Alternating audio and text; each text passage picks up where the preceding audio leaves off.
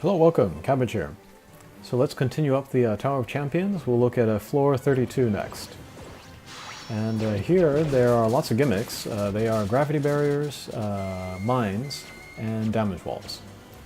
And then of course nobody has all three of those null gimmicks, so we'll have to kind of pick and choose with our characters. And then the characters I'm using, first is Benkei Evolution. He is a Pierce with no gravity barrier and Minesweeper. And yeah, he being a Pierce and having all those abilities makes him very versatile and mobile in this mission. And then since he has no gravity barrier on the gauge, he can miss the gauge and then get stuck in a gravity barrier. And then, for example, save himself from going into a damage wall. So he's pretty useful there. Next I'm using a Pavarti Ascension. She has Minesweeper L and Null Block. So yeah, with her too we can miss the gauge, and then we will use the blocks as normal, just like here. But yeah, if it were advantageous to us to, go through blocks, then of course we can hit the gauge. And then yeah, with Cahooting here, Cahooting Ascension, we'll miss the gauge. So that we get stuck in the demon's gravity barrier and save us maybe 1 or 2 hits into the damage wall. She also has Minesweeper, so she's perfect for this mission. And then finally I'm using Tampopo Ascension, and she clearly does not have null damage wall. She has Flight and a null gravity barrier. So yeah, a little bit of everything except for null damage wall. But if we play carefully, we can get around it. And then, yeah, if we look at these enemies, we see that they have some skull marks around them. When we take one of them down, a damage wall will come out. And then depending where on the enemy the skull mark is, that is where the damage wall will come out. So yeah, if we take down the wolf with the skull mark above it, the damage wall on top will come out. So yeah, if we're careful about what order we take down enemies, then we can make things easier for ourselves. And then a lot of times we can use the blocks as well to sort of block our way into the damage wall. Okay. So yeah, with Tampopo we just did an up and down attack so that we would minimize the chance of hitting the damage wall.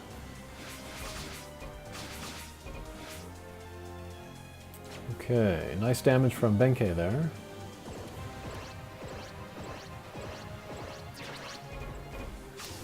Okay, we'll miss the gauge there so that we can use the blocks a little bit.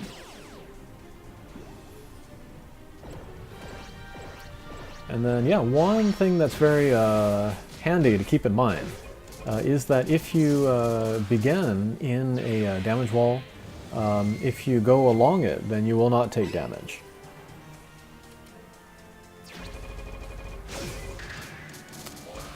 Okay, pretty good.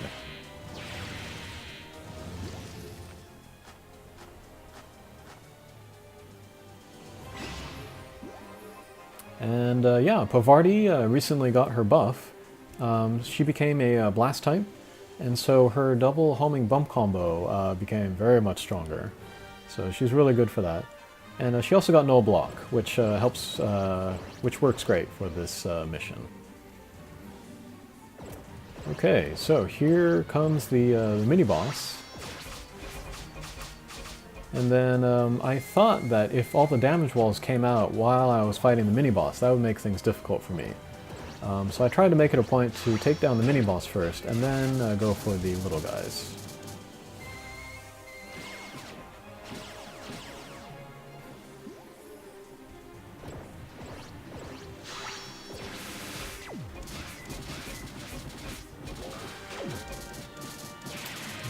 Okay. Alright, we took down the homing absorber, so that'll help us get more damage in with our homing shots.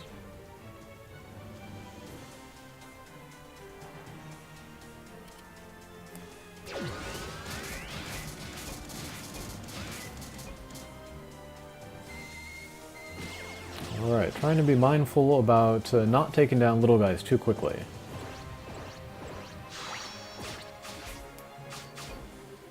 Benkei's in good position to do some damage to the boss, so we'll just do a side-to-side there.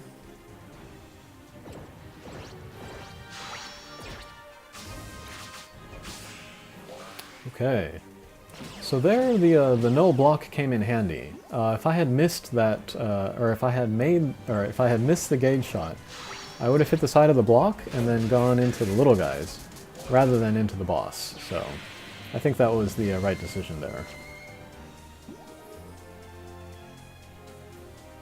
Okay, since we're in the damage wall, we'll just go left and right to prevent damage from us.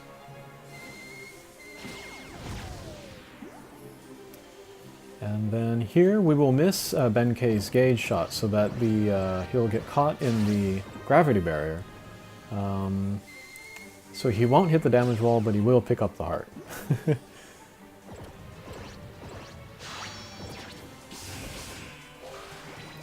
Okay, pretty good.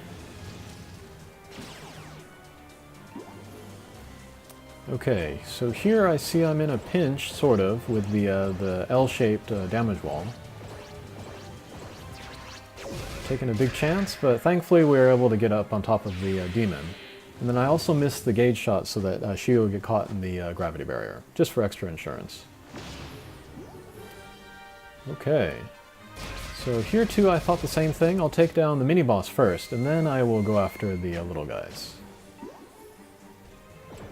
Nice damage from Tom Popo there. We'll pick up the boot and some mines, and that'll do it for the mini-boss there.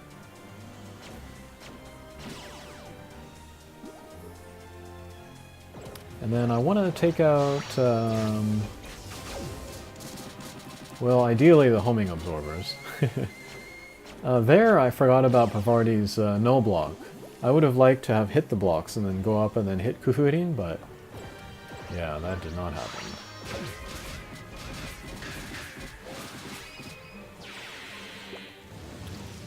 Okay. So here I see the little guys are in the way of the damage wall, so I can go ahead and just attack with Tom Popo freely.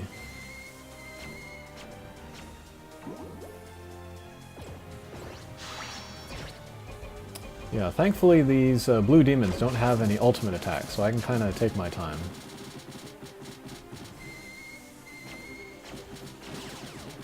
Whee! Lots of damage there. Thankfully I got the golden heart right there. Okay, pretty good. So more damage walls are coming out, kind of more in danger. But this angle turned out to be, oops, that angle turned out to be mostly okay. Okay, here comes the boss. 32 turns, a little bit on the long side. Alright, so here I see basically the same thing, and I'm going to use my other strategy, my old strategy of just taking down the boss first.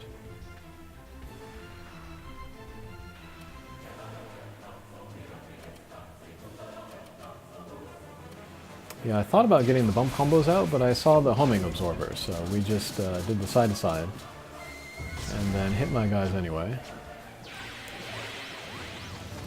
And then this is great right here. There's the boss right in between some blocks, so we can get a little bit of left and right in between the blocks and then do a pretty good amount of damage.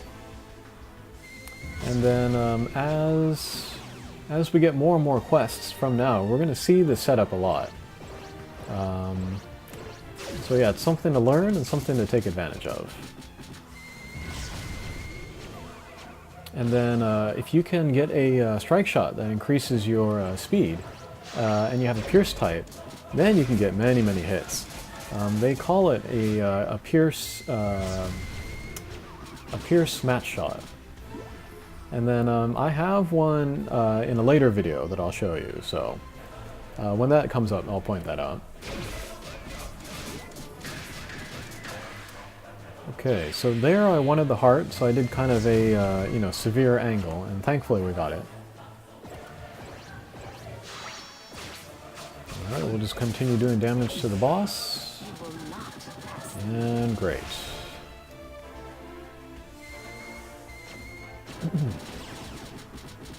Whee.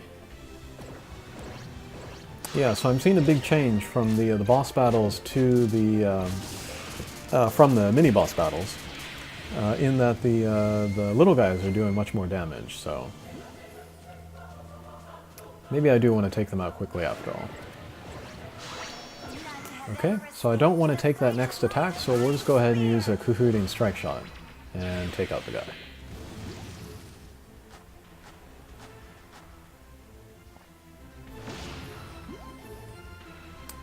Okay, next mini-boss stage, we'll just go after the boss again. Whoops. And we'll take down a couple of the little guys by accident.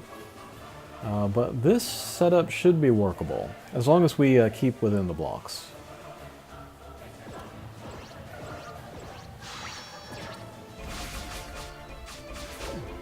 Way close, but good. Did not hit the damage wall.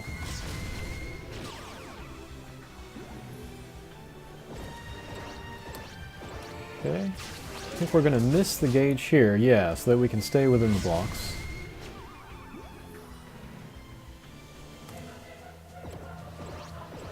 And here we're at a perfect position, so we'll just do a left to right. And let's see how much damage the little guy's attacks does here. Yeah, quite a bit. And here I was wondering what to do. I was thinking about, you know, going down and then hopefully hitting the top of the bottom of the block and then getting stuck in between the block and Bishamonten. But I knew the chances of that would be very low. I think going left to right, I thought that was not an option. So I compromised, and I just went with an up and down to attack the little guys. Alright. Yeah, when you don't have all of the null gimmicks, then it does make you make decisions like that. Which is fun, as long as it turns out well.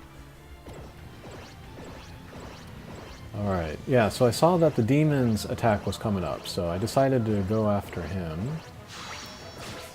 And then if my angle is right... No. I was hoping that I would get down and then get caught in that little on the other side of the block so I wouldn't hit the damage wall, but whatever. We beat the stage, so we're moving on. Okay. Lots of homing absorbers here. But I see a chance to use Provardi's Strike Shot. Are we going to take it? Yes, we are. Yeah, and it is a tackle strike shot. One of the stronger tackle strike shots in the game. Partly because it lasts so long. Alrighty.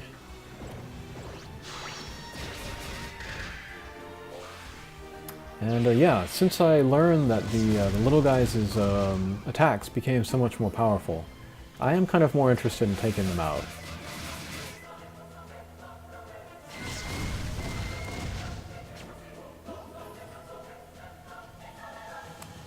Okay. I thought about going up, but I didn't want to hit the damage wall, so we'll just do a side to side.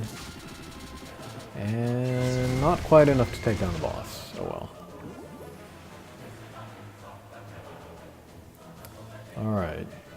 So I can take down the boss. There's also a heart available, but the little guy's attack is coming up, so I kind of want to do all of those things.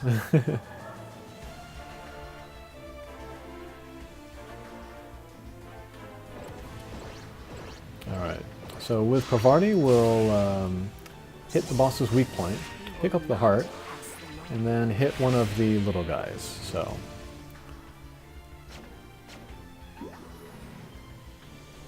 Alrighty. And then here I can use the blocks to save myself from the damage wall, so that's pretty great.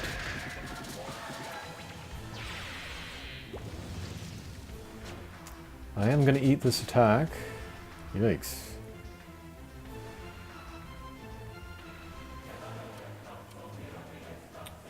And then, yeah, I didn't see a way to use Tampopo's turn and then take down the little guy. So we'll just kind of skip her turn and then save her for Benkei. And then we'll use his strike shot so that he sticks to the guy, but we'll also pick up the heart along the way. Okay, so. Could have been worse.